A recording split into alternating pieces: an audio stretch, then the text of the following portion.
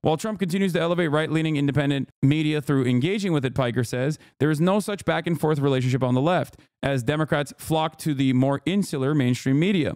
Without a direct line of communication to the base, the streamer argues, Democrats will continue to lag behind their opponents in the online world. I've been thinking about this quite a bit, and I've been saying that there's like different tiers of right-wing content. You have the center to center-right commentary that is not immediately political, right? Even though it features a lot of right-wing sentiment in it. People who complain constantly about like DEI and video games and whatnot, those guys aren't like political operatives in the same way that Daily Wire is. They're just not. But there's cross-pollination between this massive circuit of content creators. And that pipeline directly goes all the way to Fox News, because there is no value divergence between Ben Shapiro of the Daily Wire, who is a right-wing operative, who is a political content creator specifically, and someone at Fox News. And as a matter of fact, Ben Shapiro will routinely appear on Fox News. There is a consistent legitimization of independent right-wing media and, you know, mainstream right-wing media at Fox News. So when those guys then become a prominent fixture in the center, or rather quote unquote apolitical, but socially somewhat conservative media circuit online, right, in independent media and podcasts and whatnot, they are presented as a solid alternative to mainstream media while still repping mainstream media positions, like mainstream right-wing positions. There is no such equivalent on the left. It does not exist. There is no media ecosystem that will have someone like myself on CNN or MSNBC on a regular basis and offer me legitimacy and say, this is our guy, we agree with his opinions. Just like my opinions in MSNBC or CNN or ABC, CBS, like their perspective on the world is almost diametrically opposed to one another.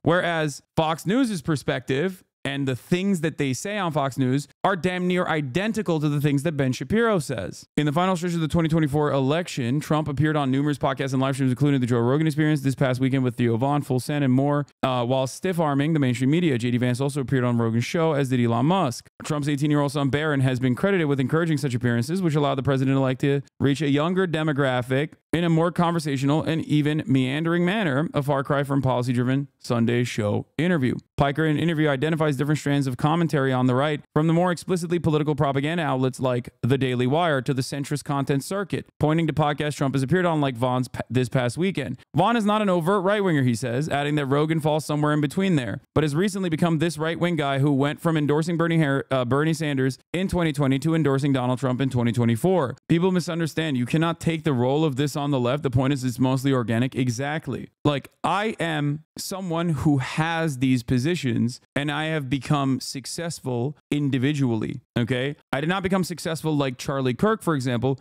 who got uplifted by the right-wing media ecosystem instantly. Charlie Kirk wrote a piece for his like high school or something when he wasn't able to get into his college of choice. I believe it was like Annapolis, if I'm not mistaken.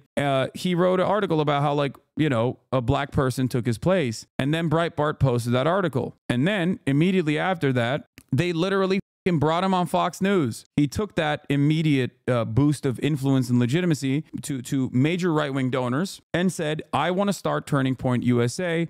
I want to start an organization that basically lobbies student body governments, both in high school and in college, because there's a lot of woke shit happening there. Now, he straight up has direct access to Donald Trump. This was my Republican counterpart in 2016 when we were debating, okay? Or even before then. We would go on Politicon and we would debate one another. Back then, we were considered like he was the right-wing version, I was the leftist version, okay? And there was no way that I was ever going to meet Barack Obama in the way that Charlie Kirk was immediately brought into the Republican Party's operations in a direct fashion and got access to the likes of Donald Trump, who became president. So not only do I not play ball with the Democratic Party because I am at odds with a lot of the values that they espouse, okay? And that divergence exists within the base of the party and the actual party itself, which makes it harder to create like a reliable media ecosystem. But also, like, even if they were to try and create a similar thing and flood the market with like party loyalists, the top line messaging is at odds with the things that people want. Piker, however, worries that the lesson Democrats will take from this election is that they need 10 to 15 Pod Save Americas out there. While Piker has appeared on Pod Save America and he says he respects the work that they do, he argues we need something that goes beyond that truly reflects the values of a lot of people within the base and isn't inherently connected to the Democratic Party institution. Do you feel like the purity culture of the left makes it hard for organic personalities to take root? You've said it yourself how much easier it'd be to be a conservative commentator because you've been canceled how many times before? Yeah, but cancellations are not fucking real. That's the point. That's why I always tell people to ignore the noise, okay? Yes, the left is very fucking annoying, okay? They are. It is what it is, okay? You got to do what you got to do. A lot of people mistake like even their own consumption for, I don't know, some kind of like political moral position that they're engaging in. But it does not matter. That's why I have consistently for the past 6 years that I've been doing this on Twitch, openly told rad libs to shut the fuck up whenever they chirp about like, this person is committing a microaggression, or what you said, I misunderstood and now I'm going to yell at you. Or Hasan, why do you have right-wingers on your show? Or Hasan, why do you go on a right-wing podcast? And it's like, I do that because I want my message to reach as broad an audience as possible. And if I were to listen to some of the biggest woke scolds in my community at the time, when I had 35 people watching or when I had 350 people watching, ultimately, I would have just stayed there. And this would not be the largest pro-trans community online. You know what I mean? So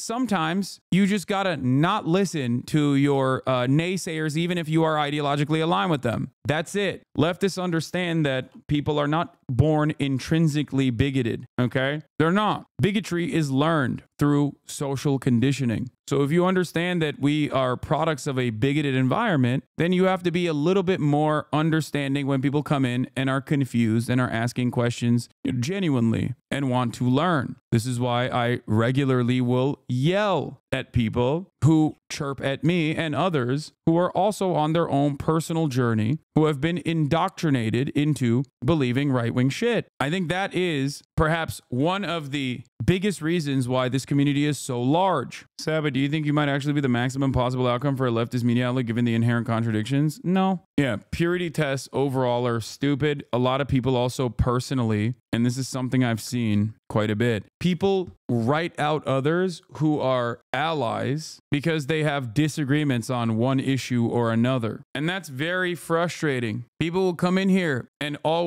be like, oh, well, what do you think about Majority Report saying this? Or FD Signifier said that. Or Chapo said this, yada, yada, yada. Mike from PA said that. I don't entertain it. And the reason for why I don't entertain it is because it's inherently unproductive to engage in infighting when the left holds no power whatsoever, which is another reason why I always say, look to who people present as their enemies. If someone claims to be progressive, but also simultaneously is, defending Israel's genocide, for example, or defending, and then spends a whole ordeal, spends a good bit of time fighting left-wing content creators, and even often finds themselves directly aligning with the likes of Ben Shapiro even, be very careful with how progressive they actually are. What is the incentive for the left to ever be platformed? Democratic Party is completely captured. Why would they ever concede to any kind of left-wing messaging that could hurt the donor base in the long run? The party is lost and cannot be captured internally. There has to be an electoral path outside the Democratic Party structure. We'll see. This is an opportunity. This is a moment for opportunity to change the Democratic Party's